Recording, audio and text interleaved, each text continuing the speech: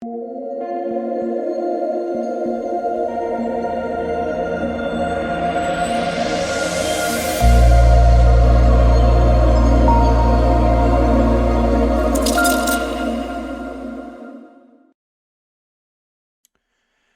what is going on, guys? DK.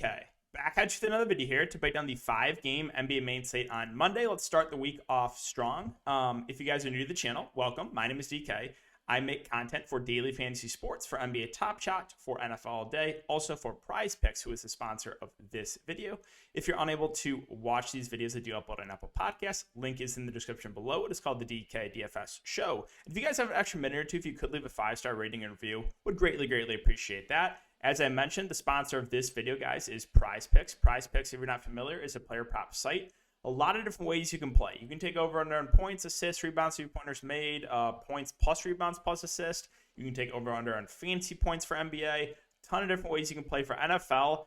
I saw they have so many different ways you can play for the Super Bowl, so that's going to be exciting. They have basically every single sport you can think of too, and you can mix and match sports. How it works is you pick 2 to 5 player props, and you can win up to 10 extra money. So if you guys want to give it a try, you can sign up and use my code DKDFS for a 100% match up to $100. Also, I will have content up depending when they put more props up, either later tonight or tomorrow, probably early afternoon, talking about my favorite Prize Picks. If you guys are interested in that, make sure to check that one out. I also offer premium content for daily fantasy sports, in-depth content, NBA, NFL, also esports I'm including for free for anyone that purchases my Patreon package for this month. And we've been doing really well in CSGO and Call of Duty.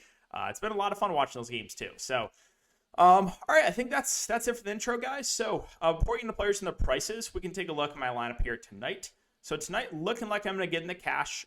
We will see. I guess now the Bucks are blowing them out. It was like a 10-point game. As long as Giannis doesn't get pulled here in the last 5 minutes, I'm probably going to get in the cash. So I'm close to the money line right now with Giannis, who's very low owned. But can we start with Luka Doncic? He had 40 fantasy points at halftime. He picked up his 4th foul at the end of the first half, and then picked up, let's just say it was not a great call, his 5th foul to start the second half, and he lost massive minutes, and I mean massive. He probably lost 14 minutes in the second half. I mean, 12 to 14 minutes, somewhere in that range. He came back in with about 7-8 minutes to go in the fourth.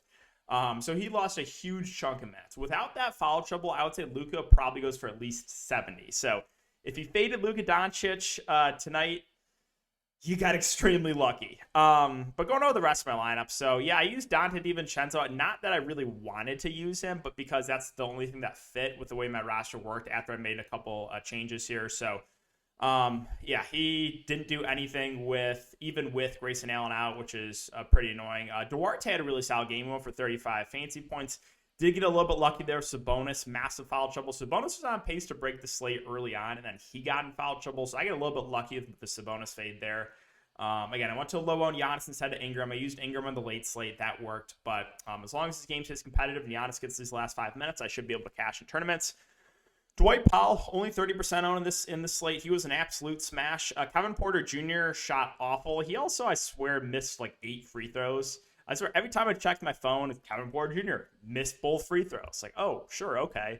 Yeah, Terrence Mann for value there, and then Alperen Sengun, who also got in foul trouble. He got in foul trouble and missed out some minutes. So, yeah, that is it for the look back overall. Should be able to sneak in the cash here for tournaments. And yeah, I mean, without the random foul trouble for Luka, I'm easily cashing, but.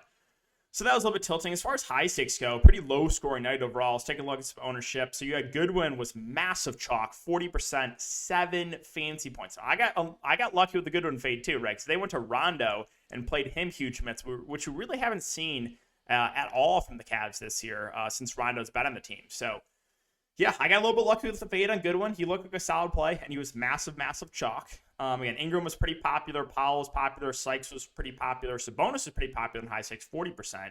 Again, a massive foul trouble there. Let's see what else. Kevin Porter Jr. was popular, as was Sengun, as they should have been. Giannis, again, relatively low owned. Dorian Finney-Smith was chalk. And then this is the winning lineup right now. It is Sykes, Green, Hart, Tate, Sengun, Luka, who was 60%, Ingram, and Kevin Porter Jr. So like I said, pretty low scoring night overall in high stakes. It's a lot of chalk bust. But Hey guys, that is it for the look back. I hope you guys got into cash. Let's talk about this 5-gamer. Oh, if you guys do enjoy the content, make sure to hit the like button. Really appreciate all the support we've gotten over the last couple of videos. Let's try to aim for 100 likes on this video. But all right, Toronto and Charlotte is the first game here. So Toronto, this is one of the best possible matchups, and we know they run extremely tight rotation, right? So the main guys in Siakam and Van Fleet, I think look really good. We're just going to get 40 minutes from them basically every single night, assuming no foul trouble. So I like both. And again, this is one of the best possible matchups. As far as kind of the mid-range guys go for Toronto, we have OG Anunoby at 7'3". I think plays mid-30s minutes. I think he's a fair play. I think Scotty Barnes, 6'9", should play similar minutes, 35 to 40. Also a fair play. These guys do have upside, but take a little bit of a backseat to the likes of Van Fleet and Siakam. And then Gary Trent Jr. has kind of cooled off over the last couple games. The minutes have still been there. He just hasn't been shooting as well as he did for like that week-long stretch, 5 of 13, 8 of 17. And again, he's not going to do anything in the peripheral stats department, so if he doesn't make his shots, he can hurt you. But if we're going to get 35 to 40 minutes from him, I think he's firmly in play for tournaments. Right? We've seen the upside when he can get hot. He can go for like 40 plus. He can break the slate if he's making his shots. And as far as the value goes, Boucher at 4.9, I think we probably see around 20 minutes. Last 4 games, 21, 18, 25, and 19. And again, I love targeting bigs against the Hornets. It's just the minutes are not necessarily secure. So I have interest in Boucher more for tournaments. I think Achua is still playable too. Now, we did see Kem Birch come back, but he barely played. So if we're going to see somewhere around 18 to 20 minutes from Achua, I think that's fine in a matchup like this. Moving on to the Charlotte side. So not the best spot here for the Hornets. I think, the main 3 guys look solid in GBPs and LaMelo, Bridges, and Rozier. I mean, the Hornets coach has been so frustrating. There's just games where he completely benches LaMelo Ball, which is, again, very, very annoying. But yeah, I think in a competitive game, LaMelo, Bridges, and Rozier all have upside. The only downside is, with these 3 guys, it's a little bit hard to try to figure out who is going to have like the big game. Now, one guy I want to mention here is Gordon Hayward at 5K. So in his first game back, they said they were going to kind of limit his minutes. He played 29. The second game, he shot 0 of 7, and it was a massive blowout. So don't really care what happened last game. 5K for Gordon Hayward, it feels too cheap. I know it's not the best spot here, but if we get 30 to 35 minutes, feels a little bit underpriced. So I think Gordon Hayward looks pretty good for his price. We've also been seeing Mason Plumlee play pretty consistent minutes, the likes of like 25 to 30, which if he continues to play that, I think he's fine. A guy that has a relatively high floor. We've seen some more minutes for PJ Washington at 4.8K, who I think probably sees, around 25 minutes. Like he's viable in a tournament setting. Kelly Oubre at 5'3", I think is in play for GPPs as well. So a lot of guys more in play for tournaments for me on the Hornets side. And then assuming no limitations, I think Gordon Hayward looks pretty good at only 5K. Miami and Washington, so pretty good matchup here. We have questionable guys again from Miami. So Jimmy's questionable, Hero's questionable, Struss and Martin both questionable as well. So if all those guys are out, then obviously, Bam and Adebayo and Kyle Lowry are going to look pretty good. Bam in a good matchup here, probably sees mid-30s minutes. Lowry would have to do a lot more of the playmaking if both Jimmy and Hero are out. And then like the value of like Vincent and Tucker and Robinson's going to look way, way better. Martin, if he plays, is going to look pretty good, right? So if both Jimmy and Hero are out, there's actually a lot to like here. Now, if both Jimmy and Hero are in, I don't know if there's one standout play. I would say the main 2 guys for Miami look pretty solid in Jimmy and in Bam, right? Both these guys should play mid-30s minutes in a competitive game. Washington has not been great on the defensive end. And then, yeah, value-wise, like PJ Tucker's at 3.8. He's actually played better this year from like a DFS perspective. Like he's had a higher floor than last year. So I think we probably get around 30 minutes from PJ Tucker, which, sure, that's fine. You can always go to a guy like Duncan Robinson, too, who is scoring dependent. But, again, if he hits his shots, he can have a ceiling. It's just when he struggles, like last game, the floor is relatively low. All right, on the Washington side, so this team tilts me so much because you had Kuzma and Dinwiddie were pretty low on that last slate, and Washington just could not hit a shot. They had 40 points through 3 quarters. I mean, how is that even possible? I was so tilted that night. Kuzma at 7-4, again, barely played in the second half. He played like 5 second-half minutes.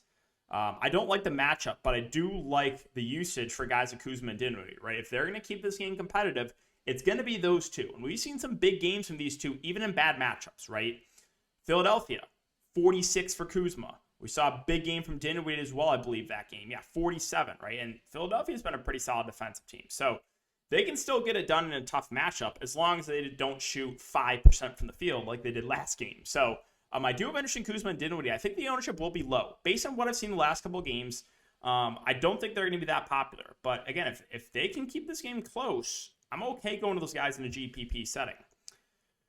As far as the centers go, so Thomas Bryant most likely starts and plays, somewhere around 20 minutes. I think it's fine. He's been kind of disappointing this year. Montrezl Harrell most likely plays the backup 5 and plays, low to mid-20s minutes. As far as the rest of the value goes, I mean, KCP is playable in around 30 minutes, I would assume. He's just scoring dependent, but that's fine. Kind of same with Denny, right? He's scoring dependent, but he can have upside if he makes his shots. So that's probably it. Like, we've been seeing Aaron Holiday start at 3-1. I mean, should get around 20 minutes. I think there's just going to be better value, though, than going to a guy like Holiday. Moving on to Phoenix and Chicago. So I'm excited for this one. Also, I'm going to be at this game, so hoping this game can stay competitive. But yeah, Phoenix is once again missing no campaign, so we should see big minutes from both guards and Paul and Booker. Chris Paul was on pace for a pretty big game last game, and the game blew out. So in a competitive game here, we're going to see around 40 minutes from Chris Paul. And he's been low on basically every single slate, right? Don't think people want to pay this price point for Chris Paul. But you got to factor in, this is a different situation than what we saw from Chris Paul earlier in the year, right? Earlier in the year, we were getting about an 8K Chris Paul playing 30 to 32 minutes. Well, he's playing 40 minutes a game now. So who cares what happened? You got to forget what happened earlier in the season, right? This is a different situation. We're getting 40 minutes a game from Chris Paul. I think I'm perfectly fine paying this price point for him. And Chicago's not been great defensively. He's most likely getting double-digit assists. He can stuff a stat sheet. I think he looks good. I think Booker looks good, too, at sub 9K. Now, Booker has a little bit of a lower floor. He won't do as much of the peripheral stats, but, again, he's going to play about 40 minutes as well. So both the guards I have interest in for the Phoenix side. Now, we saw a massive game from DeAndre Ayton. Also, that game was a blowout. I think, he's going to play around 30 to 32 minutes, which makes him a solid play at this price point. Chicago is a bigger team with Vucevic, so I think Ayton should see 30 to 32 minutes. Mikal Bridges has also played really well over the last couple weeks, right? He really, really has been turning it up. He's been doing a better job with stuff in the stat sheet. So, earlier on in the year, he was just standing in the corner doing nothing, but I think he's fine in the mid-range. I don't know if he continues to average 40 fantasy points a game, but he's played a lot better recently. Now, Cam Johnson at 4.6, should see around 20 to 25 minutes off the bench. More of a secondary play. I think it's a little bit easier to get to guy Jay Crowder, who probably sees low 30s minutes in a competitive game. I think he's a relatively safe value play. And then I'll always mention JaVale McGee, right? Because he's playing the backup 5 right now, playing around 15 minutes a game. And he's a really good point per minute guy. So, he can still get it done in 15 minutes, right? We've seen it 20 plus from him 2 of the last 5 games. So I think he's in play for GPPs. Probably someone that will be relatively low on. Now, on the Chicago side, it kind of depends on news. We saw LaVine and Kobe White both miss the game today. We'll see if they're going to be available for the game tomorrow. If they are, then, Chicago, I don't know if there's anything that stands out from the Bulls if LaVine and Kobe White both play, because you have, Vooch and DeRozan's price went up a little bit from when LaVine's been out over the last couple games. You saw Io's price go up from when those two were out. So even the value, right? Javonte Green was 3-3 a couple slates ago. Now he's 4-2. So, if they're both in, I don't know if there's anything that stands out. I would say the big 3 are all in play for GPPs. But if they're both out, then, Vucevic and DeRozan look pretty solid here. Vucevic is going to play 35-plus minutes, and same with DeRozan. We saw the big game from Vucevic 2 games ago. We saw the big game from DeRozan today. So, I would say in a competitive game, if both LaVine and Kobe White are out, you're probably going to see a pretty big game from one of Vucevic or DeRozan. And then Io's going to do a ton of the ball handling if they're both out. I think he's a fair play. Had a not-so-good game today, but we've seen some pretty big games from Io. He's a guy that, been averaging close to double-digit assists over the last 5 games. And then the value is going to look way more in play, too. So the likes of Javonte Green at 4-2, he's been seeing, low 30s minutes. I think he's a pretty safe value play if both those guys are out.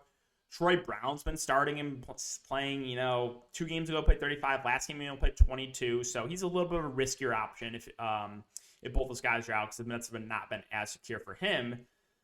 And then, they've been giving minutes to the likes of, Matt Thomas, whatever that is, and Malcolm Hill.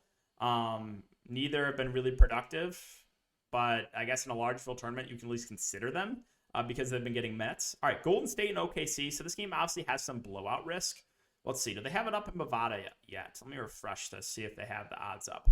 I would say Golden State's probably at least, 12-point favorites. Let's see. Let's go to game lines. Keep going. Hold on. Keeps going back to futures. Let's see. No, okay. I don't think it's up right now. But yeah, there's some blowout risk, and we might have Otto Porter coming back. So that's something to factor in for those Golden State value plays. If you're going to target them, is if Porter plays, they're going to be riskier. So Steph Curry 10-5. I mean, he's going to be relatively low on. I think I feel like a lot of people are going to expect the blowout. But if the Thunder can somehow keep this game close, I mean, Steph can break the slate. It's just he's going to fail way more often than he comes through, which I've been saying for Steph for like the last 2 months, which is true, right? You don't play him in cash games. I think he's in play for GPPs. Wiggins at 6'5" feels a little bit pricey. I do have some interest in Klay Thompson. Minutes. We're going to see the minutes tick up here soon, right? And maybe it's the game today. Maybe instead of 26, 27 minutes, we see like 31, 32 minutes of Klay Thompson. So, and they are, again, prioritizing getting him shots. So I think he's a pretty solid GBP play. We saw the upside from him when he does get hot last game. Poole at 6K, probably comes off the bench and plays mid-20s minutes. I think I would rather go to a guy like Klay Thompson. Otto Porter, if he plays, it just affects the value of like Kuminga and JTA and Damian Lee, right? So if he's in, again, the value becomes riskier. Kevon Looney at 5'1". I mean, he'll play 25 minutes. That's fine. Kuminga, he would be the guy that I would think takes a minute's hit if Otto Porter comes back. So Kuminga would be pretty risky. Same with JTA at 3'5". I think he would lose some minutes if Otto Porter plays. So, yeah, I mean, you can, if Otto Porter misses, then yeah, you can take shots on guys like Kuminga and then JTA and GPPs. But as you know, with Steve Kerr, you never know what's going to happen with that bench rotation. Moving on to the Thunder. So we still have SGA out. Lou Dort is questionable.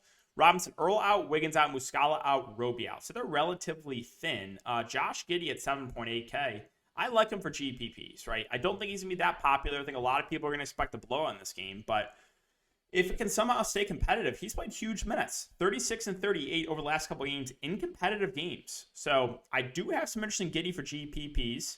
And then if Lou Dort's out, it's going to make this Thunder value, as gross as it sounds, look pretty good. Like Darius Bazley's played huge minutes over the last couple games, 36 and 37. He's not a bad point per minute guy. I think he's a fair play in the mid-range if Dort misses. We've been seeing Trey Mann playing huge minutes. Now, the only downside here is he's scoring dependent, but they've just been pushing him to shoot as much as he can, 14, 17, and 18 shot attempts over the last 3 games. He's definitely in play. We saw surprisingly Ty Jerome start, not Kendrick Williams. He played 27 minutes. I think he's a fair value play if he starts again. And then for some reason, I don't know why, Kendrick Williams actually lost minutes with Lou Dort out. But I think he's viable because if we get 25 to 30 minutes from Kendrick Williams, he's going to look like a pretty decent value. We saw them dust off Pokashevsky and play him 26 minutes. Again, in a tournament, sure. And then I had it up how to pronounce it. Diakite, I believe that's how you pronounce his name. He's been starting at the 5 and been playing, 30 and 24 minutes over the last couple games. So if he starts again, I think he's a fair value play, right? I think they want to give the young guys many minutes as they can. Again, Robinson Earl out, Muscala out. Favors probably plays the backup 5, but only plays, 15-ish minutes. So, yeah, I think he's definitely in play too. But yeah, Lou Dort is the big news here. Because if Lou Dort is in, then the secondary plays are not going to look as good. So Lou Dort is big news if you're going to target these Thunder guys. And finally, I mean, could you think of a more unappealing late-night hammer than this game? Could you? The New York Knicks versus the Utah Jazz. I couldn't think of a worse late-night hammer. But, hey, we got to talk about this game because it's on the slate. So, for the Knicks, Julius Randle 8-8. Him and RJ Barrett both smashed because the Lakers play 0 defense. Now they're going up against Utah. Now, what I will say with Utah is they have not been the same defensive team that they were last year. And Gobert is out, which is, obviously probably their best defender. So, targeting a guy like Randle, I think is viable, right? I think the matchup might scare some people off, but I still am okay going to Randle in tournaments. I'm still okay going to RJ Barrett in tournaments. He played 45 minutes in regulation, RJ Barrett. So both Barrett and Randle, I think, are certainly in play for tournaments. Same with Evan Fournier. Again, it's really, really gross, but the minutes have been there for him. It's just a matter of can he hit his shots, right?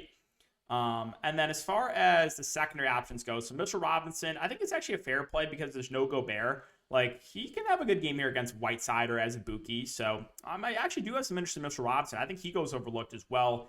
Alec Burks, I mean, some games he's playing 10 minutes. Last game he played 30.